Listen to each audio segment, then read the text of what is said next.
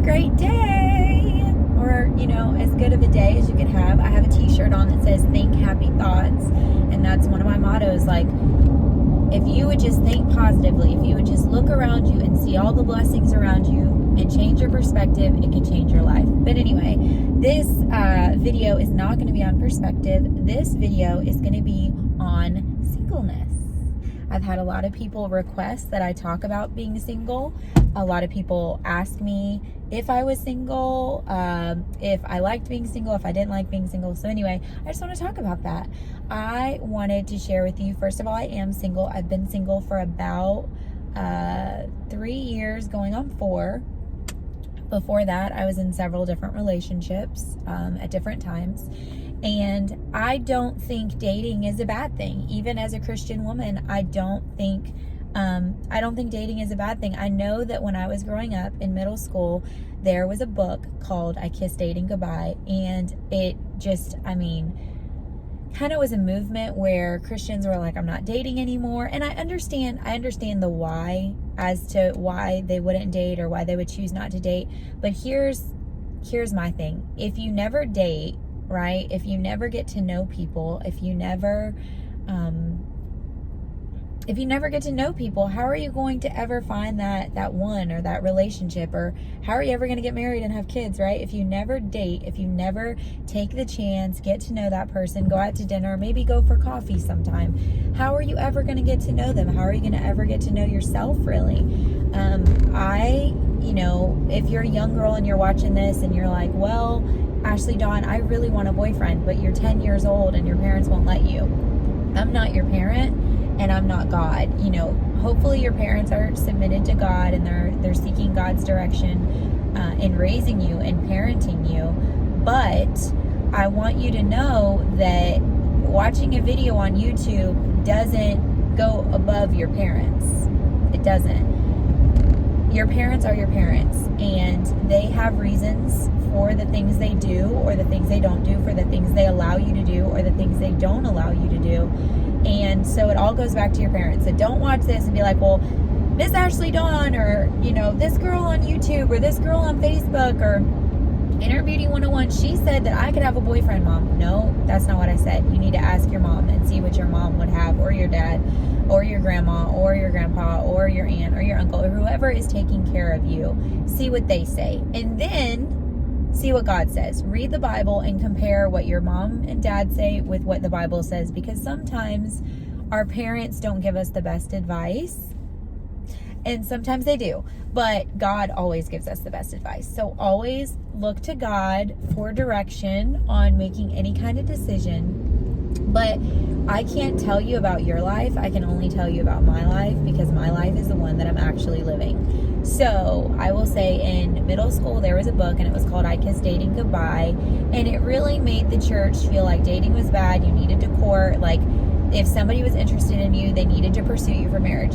Now, while I agree and I understand and I'm all on board with that, at the same time, a lot of people are getting married because it's the only person they ever dated. And so they're like, okay, well, I dated him, I courted him, so now I gotta marry him, right?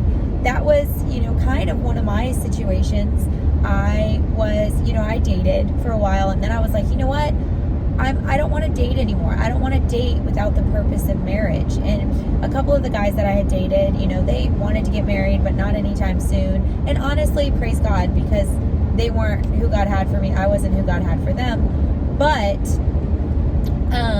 so I started being courted by my ex-husband. And so we courted long distance for, we met for the first time. I met him through people at church. He lived in Ohio and I lived in Florida. And so we met in April, and he asked my dad, and granted, this is long distance, so this timeline is, I know it's crazy, and I'm not encouraging this. I'm actually discouraging this. Don't do what I did. I made a lot of mistakes. Don't make the mistakes that I made. Hopefully, if I share the mistakes I made, I'll help you not make them too. So anyway, I met him in April after being recommended to meet him through this elderly couple at my church. I met him in April, and by June, he was asking my dad permission to court me. By August, he had already proposed to me. And I said yes. And granted, you know, hindsight's 2020. I look back and I'm like, girl, what were you thinking? Like, you didn't know him.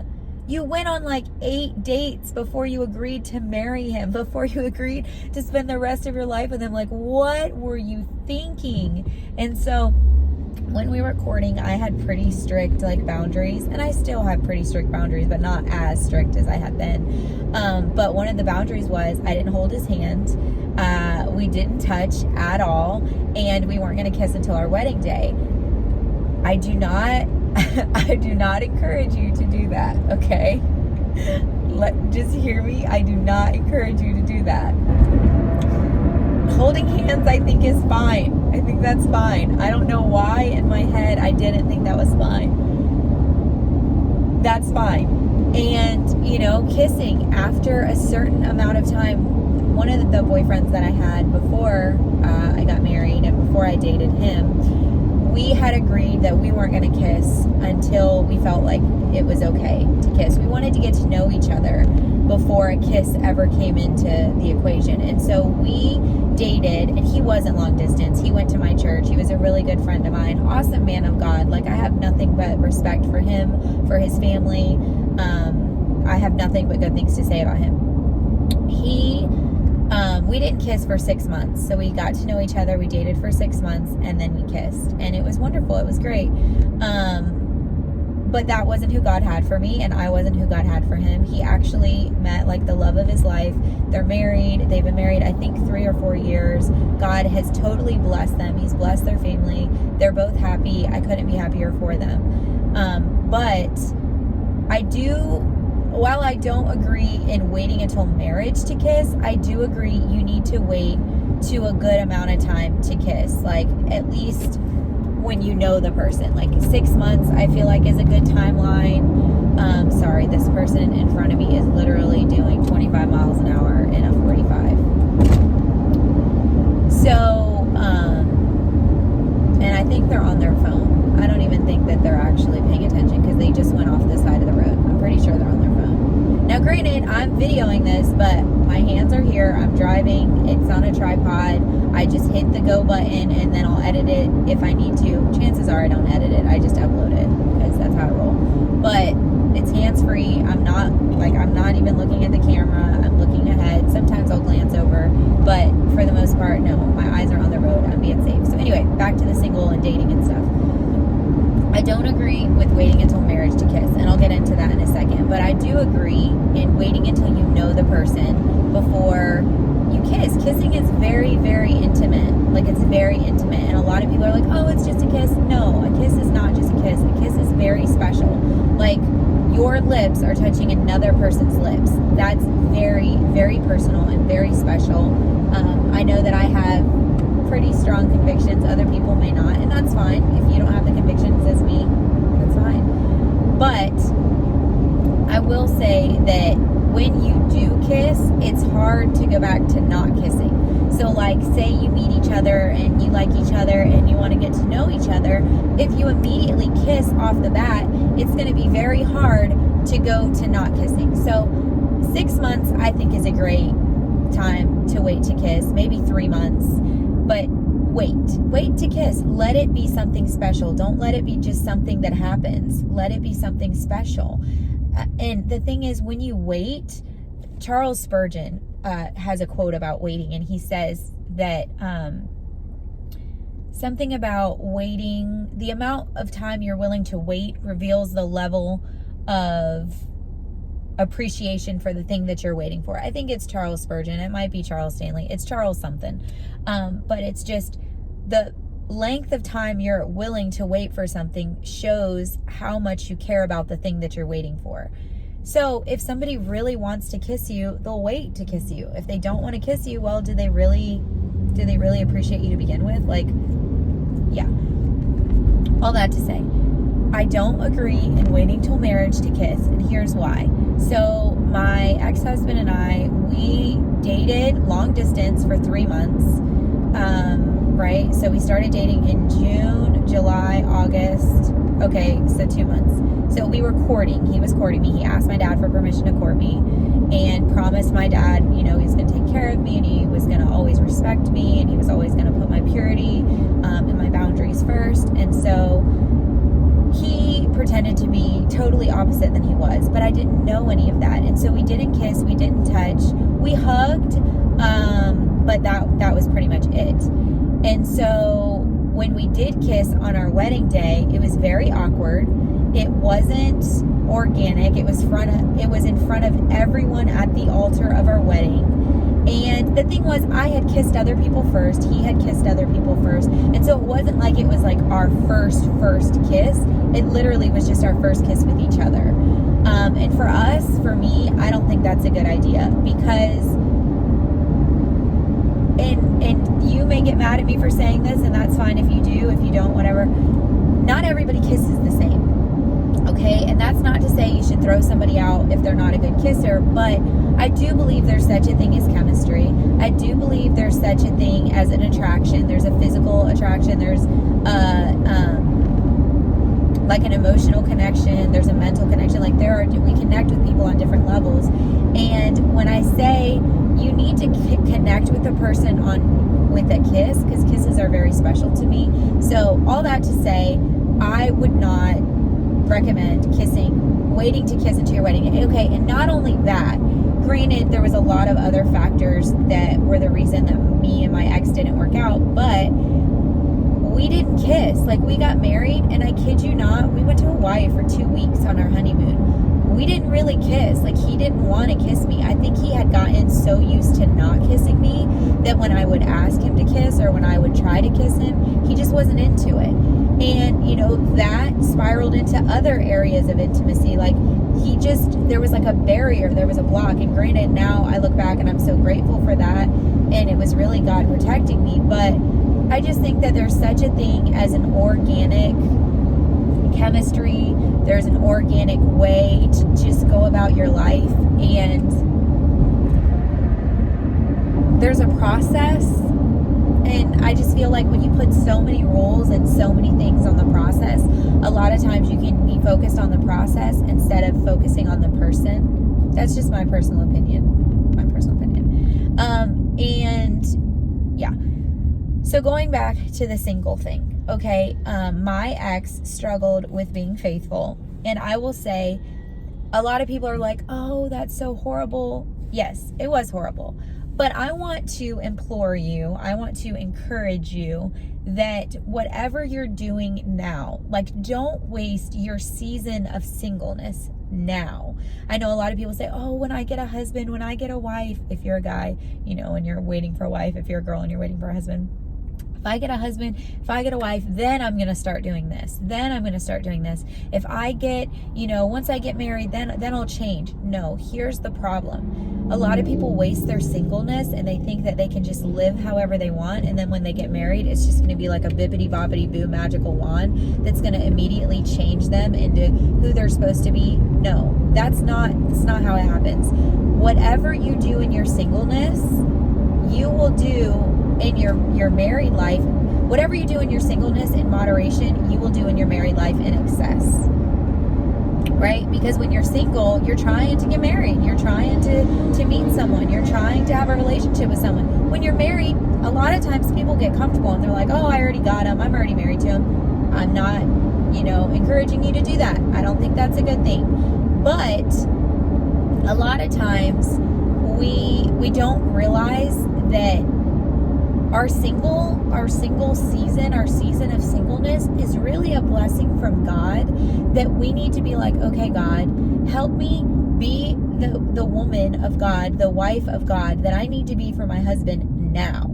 So that by the time I meet him, by the time I see him, I will be so well adjusted to married life. I will be so well adjusted to being the woman that he needs me to be, that I won't have to change, this, and this. So I'll give you an example.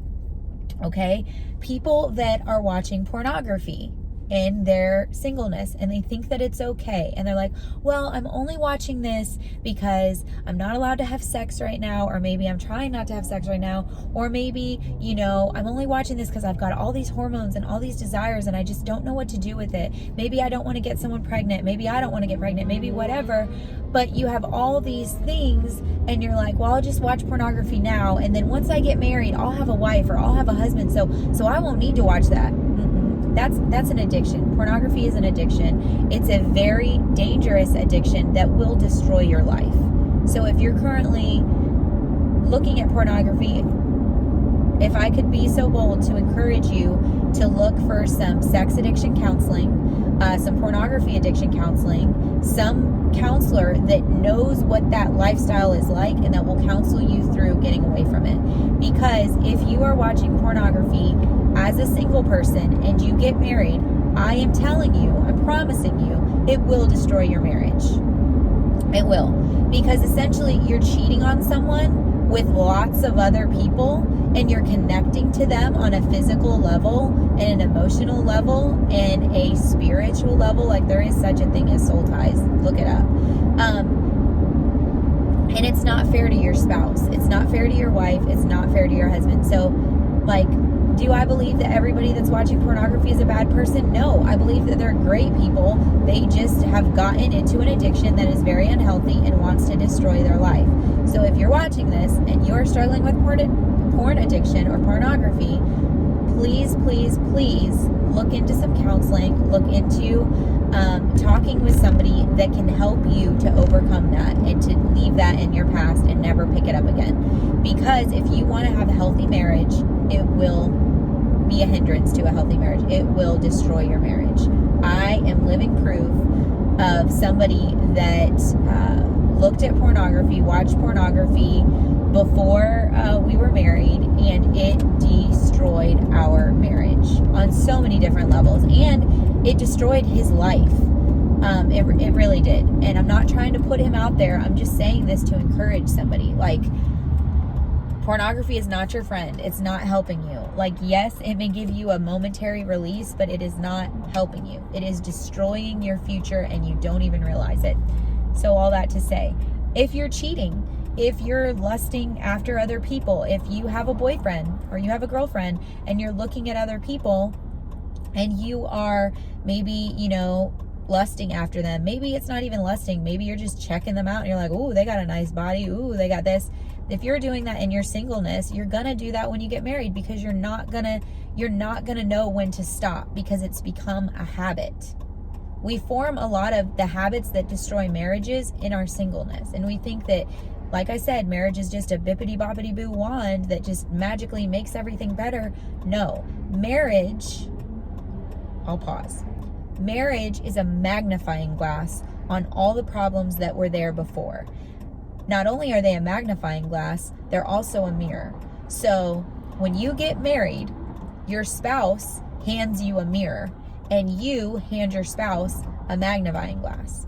Now, all of the things that you had problems with before are now multiplied. And now your spouse is a mirror that's reflecting what you are putting out. So if men are operating in a certain spirit, women will respond in that spirit.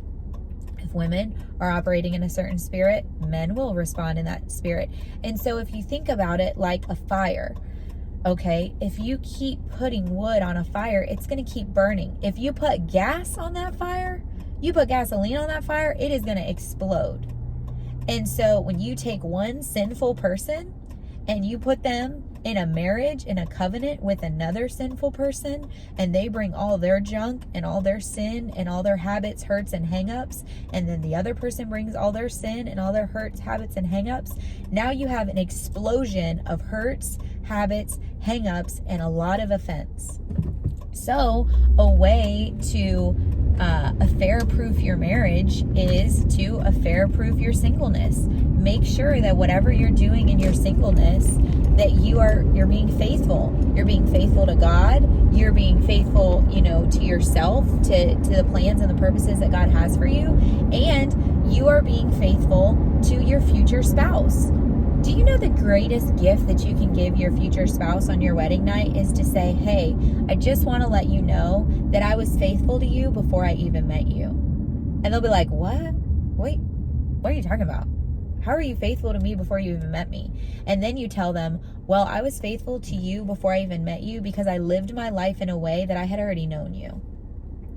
So when I dated people, I dated them with the intention of they might not be my marriage. They might not be my spouse. I might not marry them. So I'm not going to do things with them that I am saving for my husband. I am saving for my wife. I'm not going to give my wife's treasure to a boyfriend or to a girlfriend. For instance, for me, I believe in waiting till marriage, and everyone's like, oh, Ashleydawn, you've been married, you've been divorced, like, you're not a virgin. How can you believe in that? And I'm like, well, first of all, my divorce was not really my plan. That if I could go back and undo it, a lot of ways I would, a lot of ways I wouldn't, because I've grown and I've learned and I'm a much better person and I walk in a lot more understanding and compassion than I did prior to that. But I'm saving what I have left. Like, I don't have what has already been given away, right? If you're watching this and you're like, oh, well, you know, I'm not a virgin, so I'm no good anymore.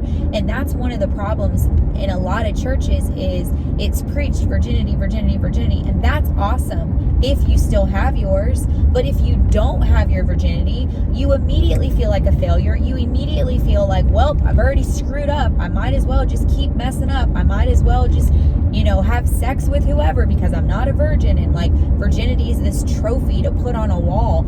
And in the opposite, virginity becomes a trophy for, you know, people to be like, oh, I took her virginity. Oh, I took his virginity. No, that's not a trophy for you to take and put in your little trophy case.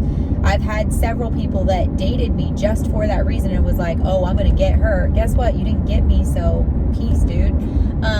But a lot of times the church preaches virginity, virginity, virginity. I'm not preaching that, okay? If you are a virgin, that's awesome. Save it for your wedding night. But if you're not, you are still loved. You are still chosen. You can still live a godly, pure lifestyle, even if you're not a virgin. And I know they say like born again virginity and born again. Just take the virginity word totally out of there because I feel like it's worshipped, okay? We do not worship virginity. We only worship God, Jesus, and the Holy Spirit. And yes, sex is a gift that God gives, but at no point does He want us to take that gift and to use it like some, you know, trophy to give to people. Like, that's not what it's about. So anyway, if you are not a virgin and you're watching this, God has a purpose and a plan for you, and He wants you to walk in purity. If you are a virgin and you're watching this, God has a purpose and a plan for you, and He wants you to walk in purity. Ashleydawn, how do I walk in purity? That's very easy. Don't give what's for your spouse, what's for your husband, because it says in the Bible when you marry somebody that your body becomes theirs, their body becomes yours. Don't give that to somebody that's not your husband or that's not your wife. So what does that mean, Ashleydawn? Well, don't get naked in front of somebody you're dating. Don't touch somebody you're dating's privates. Don't let them touch your privates. Don't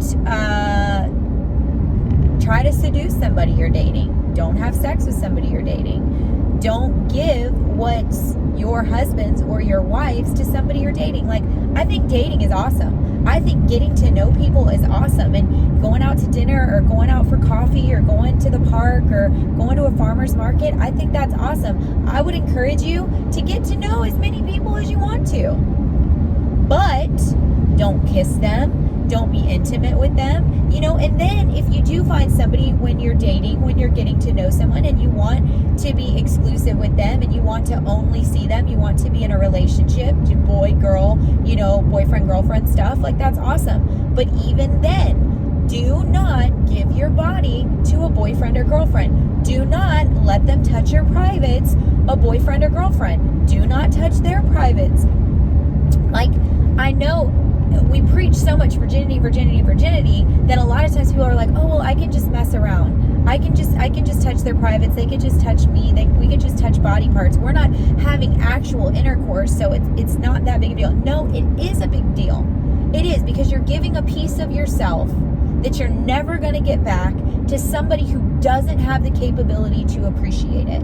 Ashleydawn, how can you say they don't have the capability to appreciate it? That's my boyfriend. That's my girlfriend. They love me. They told me they love me. Okay, Satan will tell you he loves you if you listen close enough. He'll convince you to do drugs and tell you they're good for you. He'll convince you to do horrible things and tell you it's good for you. People lie.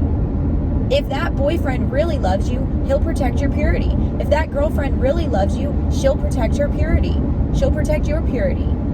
If they really love you, they'll want to marry you. They'll put a ring on your finger. They'll want to respect you. They'll want to respect God. They'll want to lay their lives down for you. And some people may be like, Ashleydawn, you're old-fashioned. Listen, I've heard that my whole life. God's old-fashioned. God is the same yesterday, today, and forever. He does not change. He is not hip with the times. He is who he is, and he doesn't change. And I would encourage you to be who you are and not change. Have convictions and don't change. If a person can't handle your convictions, if a person can't handle your purity, well, guess what? That's God showing you that is not your person, and you are not their person. Because do you want to be married to somebody that can't wait to have sex with you? No. You don't.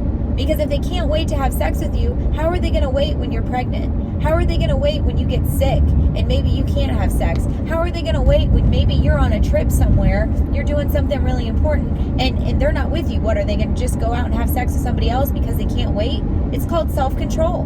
God has given them the ability to have the fruit of self-control. If a man can't control himself in dating, you think he can control himself in marriage? If a woman can't control herself in dating, you think she can control herself in marriage? No. That's how affairs happen. That's how people cheat on people. Because they didn't have to control themselves in dating. So what's the point of controlling themselves in marriage? They have created a habit in dating that now they have carried into marriage. So your single years are the best years of your life. That's your training ground. That's your boot camp, right? Soldiers don't just go off to war. They get the outfit and they go to war. No, they go to boot camp so they can learn how to combat the enemy, so they can learn who the enemy is. Well, dating is your spiritual boot camp. You are learning who the enemy is. The enemy's temptation, the enemy's fornication, the enemy's pornography. The enemy of your soul is the same enemy of your husband's soul, is the same enemy of your wife's soul. So if you get to know who your enemy is based on overcoming the temptations that are, you're faced with,